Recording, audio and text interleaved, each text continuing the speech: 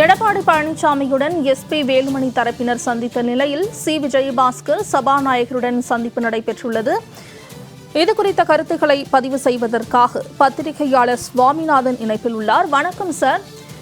ஏற்கனவே எடப்பாடி பழனிசாமியுடன் எஸ்பி வேலுமணி தரப்பினர் சந்தித்து இணைந்த நிலையில் தற்போது சி விஜயபாஸ்கர் சபாநாயகரை சந்தித்து பேச இருக்கிறார். இது குறித்து உங்க கருத்து சார்? நிச்சயமாக அண்ணா திராவிட முன்னேற்ற கழகம் தேர்தலுக்கு பின்பு இரு கூறுகளாக உடைந்திருந்தது. மிக முக்கியமாக வரலாற்றில் இல்லாத அளவிற்கு கிட்டத்தட்ட 1977 முதல் முறையாக அவர்கள் ஆட்சி கட்சியிலுக்கு வந்த நாள் முதல் ஒன்றில் ஆளுங்கட்சி அல்லது எதிர்கட்சி. இந்த முறை ஆளுங்கட்சி இருக்கையும் இல்லை, எதிர்கட்சி இருக்கையும் இல்லை. அவ கிட்டத்தட்ட 47 இடங்களுக்குள் சுருண்டு விட்டது. அந்த சூழல்ல தான் கிட்டத்தட்ட தொடர்ச்சியாக 25 சட்டமன்ற உறுப்பினர்கள் SP Velumani, C V Shanmugam அவர்கள் தரப்பின் பக்கம் நின்றார்கள். அவர்கள் தொடர்ச்சியாக ஒரு விஷயத்தை முன்னெடுத்தாங்க. ஆளுங்கட்சிக்கு ஆதரவாகவும் நம்பிக்கை கோரும் தீர்மானத்துல வாக்களித்திருந்தாங்க. இந்த சூழல்ல தான் தொடர்ந்து எஸ்பி வேலுமணி அவர்கள் தரப்பில் இருந்து சட்டமன்ற உறுப்பினர்கள் இல்லையே 4 பேர் கிட்டத்தட்ட ராஜினாமாவே செய்துவிட்டு, எசகி சுப்பையா அவர்கள் உட்பட ராஜினாமா செய்துவிட்டு தமிழக வெற்றி கழகத்திலும் இணைந்து விட்டார்கள். அப்ப அந்த அணி கொஞ்சம் கொஞ்சமாக பலவீனமடைந்தே வந்தது. 25 என்கிற எண்ணிக்கையே முதல்ல பலவீனமான எண்ணிக்கை தான். நீங்க சட்டமன்றத்துல 2/3 உறுப்பினர்கள் இருந்தால் அது 32. அவர்களுக்கு எந்த சிக்கலும் இல்லை. அப்ப ஏற்கனவே தகுதி நீக்கம் தொடர்பான மனு ஒன்று நிலுவையில் இருக்கிறது. அப்ப தகுதி நீக்கம் செய்து விடுவார்களோ என்கிற ஒரு சூழலும் இருந்தது. அந்த சூழல்ல தான் இவர்கள் கிட்டத்தட்ட 4 சட்டமன்ற உறுப்பினர்களும் ராஜினாமா செய்துவிட்டு தாவேக்காவில் இணைந்து விட்டார்கள். நேற்று முன்தினம் கூட ஒரு 5 சட்டமன்ற உறுப்பினர்கள் எடப்பாடி பழனிசாமி அவர்கள் பக்கமும் நகர்ந்துட்டாங்க.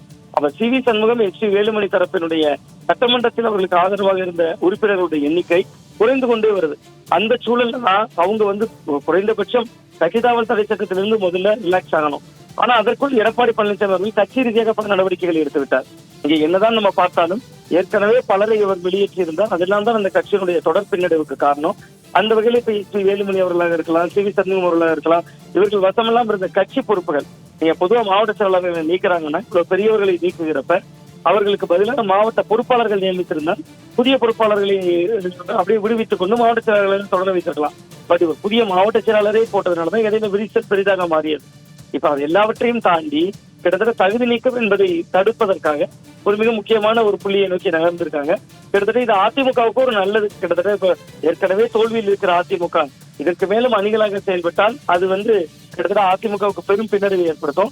அதே நேரத்தில் இந்த சட்டமன்ற உறுப்பினர்களுடைய தகுதி நீக்கம் தடுக்கப்படணும் அப்படிங்கிற புள்ளியிலையும் இந்த இணைப்பு சாத்தியமாயிருக்கும். ஒன்று. இன்னொன்று, விஜயபாஸ்கர் அவர்கள் இன்றைக்கு சபாநாயகர் அறையில் இப்பொழுது இருக்கிறார். காரணம் என்னன்னு பாத்தீங்கன்னா அவர்களும் பல மனுக்களை கொடுத்திருந்தாங்க. எப்படி எடப்பாடி பழனிசாமி அவர்கள் தகுதி நீக்கம் தொடர்பான மனுக்களை கொடுத்திருந்தாரோ அதுபோல விஜயபாஸ்கர் சட்டமன்ற குழு தலைவர் யார் என்ற ஒரு மனுவை கொடுத்திருந்தாங்க. கொரோனாவாக யாரை நியமிக்கிறன்னு ஒரு மனு கொடுத்திருந்தாங்க. அதையெல்லாம் இவர்கள் திரும்ப பெறுவதற்கும் எடப்பாடி பழனிசாமி அவர்கள் கொடுத்த கிட்டத்தட்ட தகுதி நீக்கம் செய்ய வேண்டும் என்கிற மனுவை வாபஸ் பெறுவதற்கும் ஒரு ஒப்பந்தமாக இது மாறும் அப்படின்னு தான் நான் பாக்குறேன். அதிமுகவில் இருக்கிற பிளவுகள் சரி செய்யப்பட்டு அந்த 4 பேர் ராஜினாமா செய்தவர்கள் போக மிச்சம் இருக்கக்கூடிய 43 பேர் ஒரு அணியில் செயல்பட வாய்ப்பு இருக்குன்னு தான் பாக்குறேன். அதிலேயும் சி வி சண்முகம் அவர்கள் இன்னும் எடப்பாடி பழனிசாமி அவர்களுடைய இல்லத்திற்கும் செல்லல. இன்னொரு பக்கத்துல பாத்தீங்கன்னா சபாநாயகர் அறையிலும் அவர் இல்லை. சி வி சண்முகம் அவர்கள் என்ன முடிவில் இருக்கிறார் என்பது மட்டும் ஒரு பதின்மேல் பூனையாக இருக்குமோ என்று தோன்றுது.